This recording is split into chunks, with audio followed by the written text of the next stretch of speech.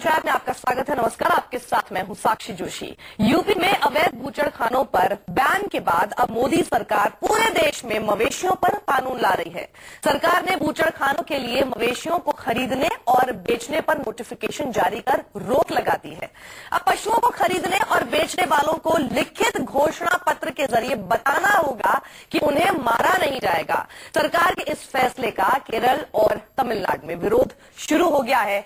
CPI youth wing ने केरल में 200 जगहों पर बीफ पार्टी का आयोजन किया है। 5 की पंचायत में हमारा सवाल यही है कि क्या खरीद फरोख्त रोककर गौरक्षा कर पाएगी सरकार? गौरक्षकों की गुंडागर्दी रोकने के बजाय किसान व्यापारियों की मुश्किलें बढ़ा रही है सरकार। देश में गौरक्षकों की गुंडागर्दी सबने देखी। गौ तस्करी के शक में मारपीट भी किसी से छिपी नहीं है। लेकिन अब ऐसे गुंडों पर लगाम लगाने के बजाय केंद्र सरकार ने मवेशियों की खरीद फरोख्त पर रोक लगा दी। जी हाँ, सरकार ने बूचड़खानों के लिए मवेशियों को खरीदने बेचने पर रोक लगा दी। अब कोई भी मवेशी को मारने के मकसद से नहीं बेच सकता। नए नियम के मुताबिक कोई भी मवेशी को तब तक बाजार में नहीं ला सकता जब तक कि वो इस बात का लिखित घोषणा पत्र नहीं देता कि मवेशी को मांस कारोबार के लिए हत्या करने के मकसद से नहीं बेचा जा रहा है। उसे बताना होगा कि वो मवेशी को खेती के लिए ही बेच रहा है। अब उन गौवंश को भी बेचा या खरीदा नहीं जा सकेगा जो बूढ़े हो चुके हैं। नए नियम के मुताबिक राज्य से बाहर के व्यक्ति को मवेशी बेचने पर रोक लगा दी गई है। राज्य सीमा के 25 किलोमीटर के भीतर पशु बाजार नहीं होगा। इंटरनेशनल बॉर्डर से 50 किलोमीटर के भीतर पशु बाजार पर रोक लगा दी गई है।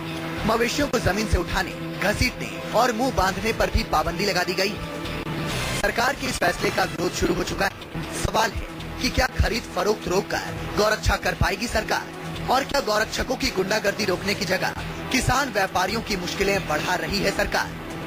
Bureau report, news 24। तो इस पर चर्चा के लिए हमारे साथ स्टूडियो में मौजूद हैं आमिर हैदर जैदी साहब, जो कि नेता है सीपीआई के, साथ ही विजय शंकर तिवारी जी वो भी स्टूडियो में है, प्रवक्ता है वीएचपी के, प्रेम शुक्ला नेता बीजेपी, और साथ ही पवन खेड़ा जो कि प्रवक्ता है कांग्रेस के।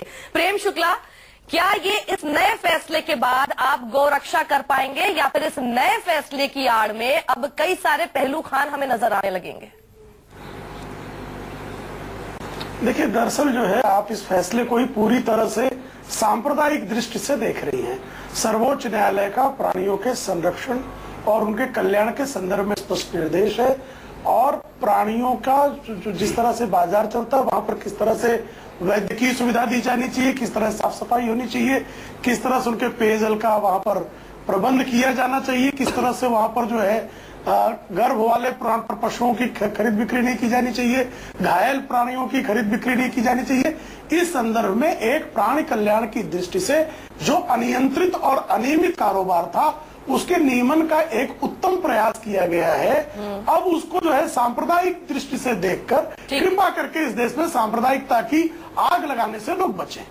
ठीक है, पवन खेड़ा, आपने इनकी बात सुनी।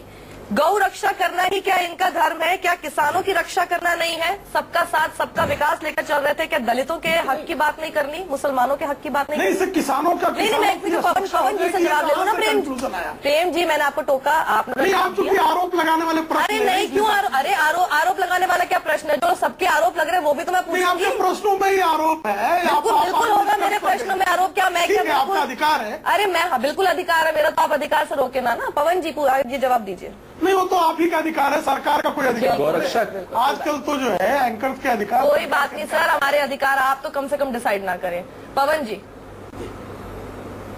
नहीं, आप सबके गौरक्षा करें। इनका ड्यूटी आप इनको पहले सुन लीजिए, फिर मैं बोलूँ। नहीं, उनको आप रहने दीजिए। पवन जी बड़े रेस्टलेस हो रहे हैं, आप बोलिए, फिर मेरे पास 2 और गेस्ट है जी। गौरक्षा करें, बिल्कुल गौरक्षा करें, इनका ये काम है, करना चाहिए इनको। लेकिन इसका क्या अर्थ हुआ कि आप जिसके पास जमीन नहीं है अब वो कागज कहां से लाएगा मालिकाना हक के? क्योंकि इनका जो मैंने 23 पेज का डॉक्यूमेंट पढ़ा, बड़ा हैरान हो गया मैं कि भाई आपको पहले खरीदार और बेचने वाले को दोनों को अपनी जमीन के कागज देने पड़ेंगे।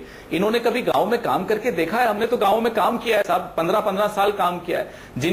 जो लैंडलेस लेबर है, भूमिहीन व्यक्ति है, वो भी गाय भैंस रखता है। वो उसका पूरा सर्वाइवल उस पर डिपेंड करता है। वो कहां से कागज लाएगा? अच्छा, 5 कॉपी खरीदार को भी और बेचने वाले को भी 5 कॉपी। उसके अलावा लोकल रेवेन्यू ऑफिस में देनी है, में जमा करानी, वेटनरी डॉक्टर को भी देनी है, डिस्ट्रिक्ट जिला हेडक्वार्टर्स। ठीक है, जवाब ले लेते हैं प्रेम शुक्ला साहब। जो सवाल है वाजिब है, जवाब दीजिए। और बना दिया। प्रेम शुक्ला साहब जवाब दीजिए। नहीं, अगर किसी के पास जो है अगर गौशाला रखने की भी जमीन नहीं होगी, चारा रखने की व्यवस्था नहीं होगी, तो गौ कैसे पालना होगा?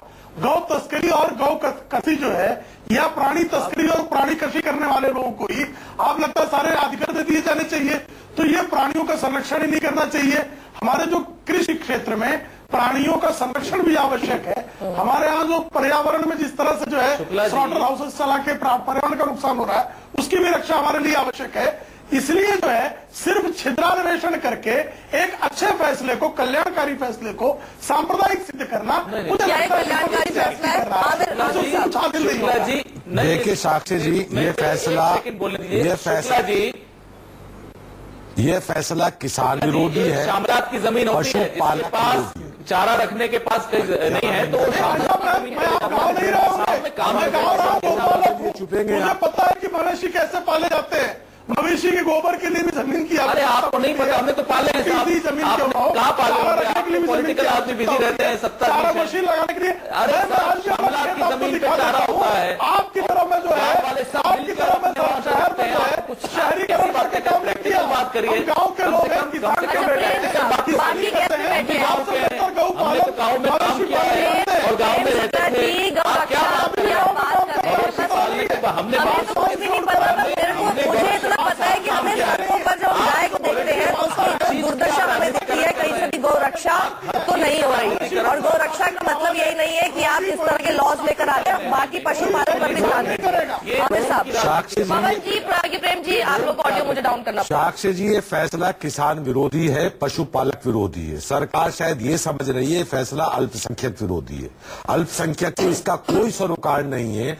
अगर जो ये पशु प्रेमी बनते हैं, ये कभी एक कुत्ते के अलावा कुछ नहीं पालते। इन्हें नहीं पता कि गांव का जो मजदूर है वो अपने यहाँ भैंस पालता है, गाय पालता है, और उसका पूरा घर का कारोबार, पूरा घर का खर्च उस गाय से चलता है, उस भैंस के दूध से चलता है। और जब वो भैंस बूढ़ी हो जाती है, कुछ और हो जाती है, तो वो नई भैंस खरीद के लाता है, पुरानी बेचता है। जब पुरानी पे पाबंदी लग जाएगी तो नई कहां से लाएगा?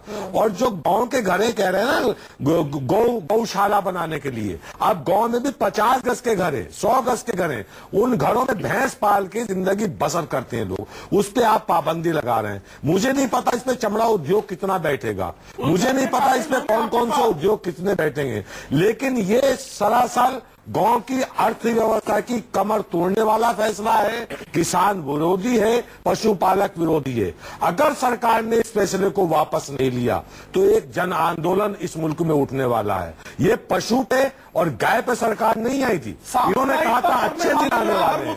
इनसे कोई 15 लाख की बात पूछे, वो ये जवाब देने को तैयार नहीं है। अभी सहारनपुर का दंगा होता है, उसमें ये हाथ सेकने के लिए तैयार है।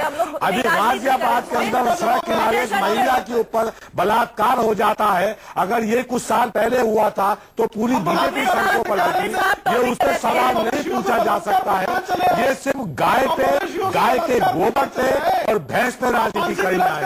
इन्हें नहीं पता कि भैंस कैसे पाली जाती, गाय कैसे पाली जाती है। प्रेम शुक्ला जी यहाँ बैठे, ये बताएं इनके घर में कितनी भैंसें पल रही है, ये बताइए क्या इनके जिम्मेदार है, ये बताइए कि क्या गज जमीन है, इन्हें पता हल में कितने पार्ट्स होते हैं। प्रेम शुक्ला जी आप बताइए, आप किसान कहते हैं, आप मुझे बताइए हल में कितने पार्ट्स होते हैं। प्रेम शुक्ला जी आप मुझे बताएं, आज इस चैनल पे आप मुझे बताएं हल में कितने पार्ट होते हैं, कितने पार्ट को जोड़ के हल बनाया जाता है किसान का, आप बता सकते हैं? हल लेना चाहते हो, भी देखना, आप बता सकते हैं हल में कितने पार्ट्स होते हैं? आपको नहीं होता तो आप किसान के हित में क्या फैसला करेंगे? आप किसान के हित में क्या फैसला करेंगे? आपको नहीं क्या है, भटक नहीं रही है। लेकिन आपसे मेरा सवाल का जवाब बताइए, विजय शंकर जी, एक किसान, अनपढ़ किसान, उसको आपने इतने कागजों के लपेटे में छोड़ दिया, बेचारा कैसे करेगा? लाल फीताशाही में फंस जाएगा। साक्षी, आपने देश का निर्माण करना है। नहीं, नियमन करना, देश का निर्माण करना है, किसानों को छोड़ के करना है, मजदूरों को छोड़ के करना है। विजय शंकर बात करें, देश का निर्माण हो रहा है, देश का निर्माण हो रहा है, पूरा देश देख रहा है। विजय शंकर तिवारी से सवाल किया, उन्हें प्लीज बोलने दीजिए। साक्षी देखो, 2-3 चीजें हैं। एक तो ये निर्णय स्वागत योग्य है, लेकिन अधूरा निर्णय है। मैं अभी ये अधूरा निर्णय है। इसमें एक कदम आगे जाकर के और निर्णय करना चाहिए था कि जो गौवंश है वो किसी भी प्रकार से वो मार्केट में नहीं बिकना चाहिए और गौ हत्या के लिए नहीं जाना चाहिए, उसका वध नहीं होना चाहिए। क्योंकि आपको मैं एक चीज बताता हूँ, मैक फरसत नाम जो अलाउ करते हैं, बात सुनिए, काम कीजिए, आप सुनिए पहले, बात सुनिए, आप बात कर रहे थे मैं चुपचाप था, आप बात कर रहे थे मैं चुपचाप था, आप बीच में छोटी बात हो गई, आप हिदायत दीजिए, पशुपालक हो गया ये, आप एक लाइसेंस और बात दीजिए ना। मैं किसान विरोधी, मैं किसान हूँ, आपने क्या है, मेरे 4 बैल हैं, 3 में से क्या गए, हल्के कितने पास होते हैं आप मुझे बता दीजिए। बताऊंगा, तो एक मैक आप ये बताइए हल्के कितने पास होते हैं, वैज्ञानिक है, आप हल में कितने मैं सब बताऊंगा, बकवास करने के लिए बैठे, हम बकवास करने के लिए बैठे, आप किसान नहीं, आप किसान विरोधी, आप बताइए हल में कितने पास होते हैं, आप ये बताइए 2002 में पास होते हैं, गाय के मरना होगा, ये सबसे ये देश जानता है, ये किसान विरोधी लोग हैं, ये लोग देश के विरोधी लोग हैं। आप देश विरोधी भी है, किसान विरोधी, गाय का जो किसान विरोधी है, गाय का मूत्र सबसे अच्छा आप रोज आप गाय का मूत्र है, गाय का मूत्र विरोधी का फैसला गाय का मूत्र जो है, गाय का मूत्र जो है आप रोज गाय देश भर में किसान आपका देश विरोधी है, देश विरोधी है, आप देश विरोधी है, किसान विरोधी है, आप विरोधी है, आप देश के का भी विरोधी है, आप सिमट करके 2 जगह रह गए, ऑडियो बंद हो सकता है, रिलीज किया जाए। पवन खेड़ा, आप क्या बात करने पवन खेड़ा, आप इस पर रिएक्ट कीजिए। ये जो डिबेट पूरी भटक रही है, आपस में झगड़े हो रहे हैं, एक दूसरे को बोलने नहीं दिया जा रहा, प्लीज ऐसा ना करें। सभी बहुत जो है सीनियर लीडर्स हमारे साथ बैठे हैं, एक दूसरे को बोलने का तो मौका दीजिए, तभी तो आप बोलेंगे। मैं अगर इंटरजेक्ट करूं तो इसका मतलब नहीं बाकी सब लोग बिल्कुल। तो मैं जरा विजय शंकर जी की बात पूरी होने दी जाए, फिर मैं आपके आगे आपके पास आती हूँ, प्रेम शुक्ला और पवन खेड़ा। मैं कह रहा था, अमेरिका के एक वैज्ञानिक है मैक फरसत, उन्होंने 2002 में पेटेंट कराया कि गाय का जो मूत्र है वो कीटनाशक सबसे अच्छा आप रोज पिए, रोज उसका इस्तेमाल करें, लेकिन ये फैसला के बाद बता दे बस ये फैसला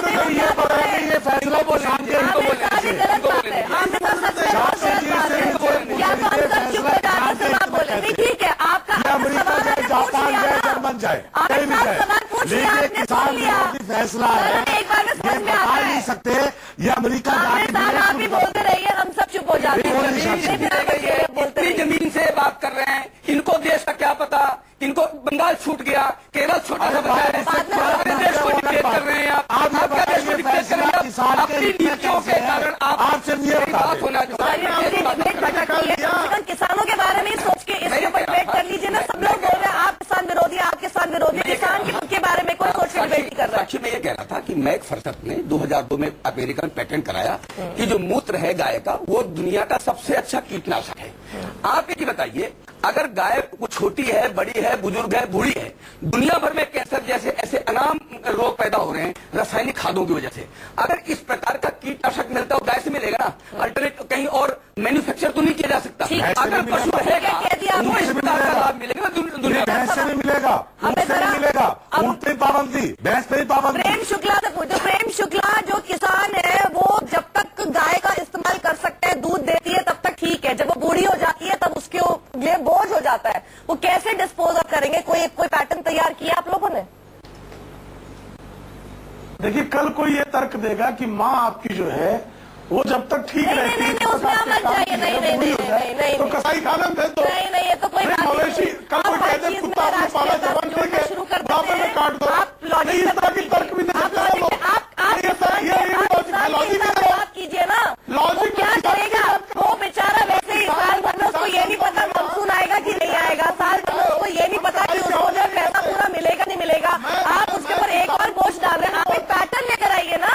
हम लोग नहीं कह रहे आप कहिए कि काट दो। आपने एक पैरेलल पैटर्न तैयार किया, एक स्कीम तैयार की कि वो कहाँ पे डिस्पोज कर सकता है। आपने कुछ तैयार किया, सड़कों पे घूम रही है गाय, आपने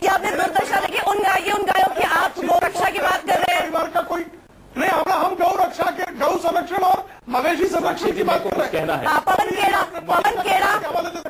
जी, पवन खेड़ा, मैं अपना जो दूसरा सवाल है मैं वो आप पे डालना चाहती हूँ। पवन खेड़ा, जो हमारे यहाँ शो का दूसरा सवाल है, गुंडागर्दी कंट्रोल नहीं हो रही, गौरक्षा करेंगे ये लोग गुंडागर्दी के नाम पे? नहीं साहब, ये तो इन्होंने गुंडों को एक और लाइसेंस दे दिया। अब क्या है, आपने पढ़ा उसमें है कि सींग पे रंग नहीं लगा सकते, गाय को कोई ऑर्नामेंट्स नहीं पहना सकते। मतलब इतना वाहियात और मूर्खतापूर्ण जो इनका ऑर्डर आया है।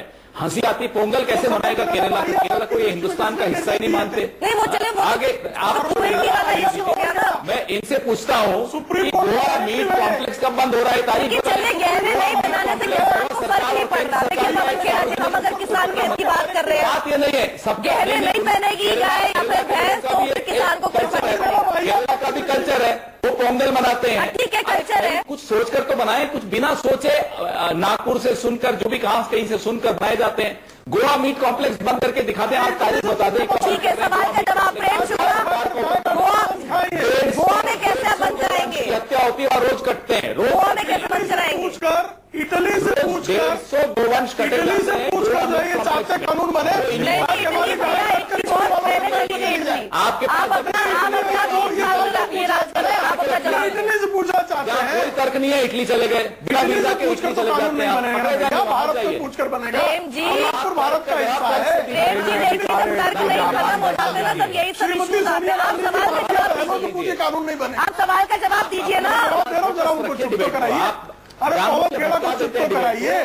जिस भी प्रदेश में हो जाएंगे, प्रदेशों में आपके पास तो बोलने को नहीं है, इसलिए हमें बोलना पड़ रहा है। ये एक उसके लिए कानून बनाने की आवश्यकता पड़े। बात बनना चाहिए वहाँ के, वो तो कानून है, उसमें क्या गलत? जो विमर्श किया नहीं, मीट ये मांग कर कोई करता है, मीट गलत क्या है? आपने तो शायद नाम भी नहीं सुना होगा, ये सरकारी उपक्रम है, उसको बंद कराइए। आप ठीक है, मैं बस जाते जाते विजय जी से एक बात पशुपालन के लिए अगर जो कि किसान है जब उड़ा जाती है जो कैटल है, तो उसके लिए उसको क्या करना चाहिए, कैसे वो डिस्पोज ऑफ करेगा? ये भी एक फ्रेमवर्क होना चाहिए सरकार के पास। निश्चित तौर पर शासकीय ढंग से उसको निपटने के लिए उसकी नीति तैयार होनी चाहिए। और मुझे लगता है कि इस प्रकार के स्वरूप उठेंगे तो देश की सरकार इस विषय पर भी काम करेगी, ये मुझे अपेक्षा है। क्योंकि ये देश के किसानों की, ये देश के गरीब लोगों की, ये देश के दबे कुचले लोगों की सरकार है, ऐसा अभी तक के निर्णयों से लगता है। वो लग रहा है, तो ये वो लग रहा है इन 3 साल में ये तो जश्न मना रहे हैं इसलिए कि ये खुद के 3 साल जनता को धोखा दे दिया और जनता इसलिए जश्न मनाना चाह रही है अब कि 2 साल के बाद इसे छुटकारा मिल जाएगा। ये एकदम ये नहीं बता सके कि ये निर्णय किसान के हित में कैसे था, ये किसान के हित में कैसे निर्णय। आप गाय का संरक्षण कीजिए, लेकिन भैंस पे आप प्रतिबंध लगा देते हैं, ऊँट पे प्रतिबंध लगा देते हैं, सारे पालतू जानवरों के बेचने और खरीदने से आपको प्रतिबंध लगाते हैं। ये किस तरह से किसान हित में है ये बताने में असमर्थ है और आने वाले 2 साल में किसान के जवाब प्रेम शुक्ला, आमिर साहब, विजय जी और पवन खेड़ा, बहुत बहुत शुक्रिया हमारे साथ जुड़ने का। अगली बार कोशिश की जाएगी कि आपस में एक दूसरे का बोलने दें ताकि असली बात सामने निकल कर आ पाए। यार छोटे से ब्रेक ले, ब्रेक के बाद जब लौटेंगे बड़ी खबरों के साथ। देखते रहिए News 24।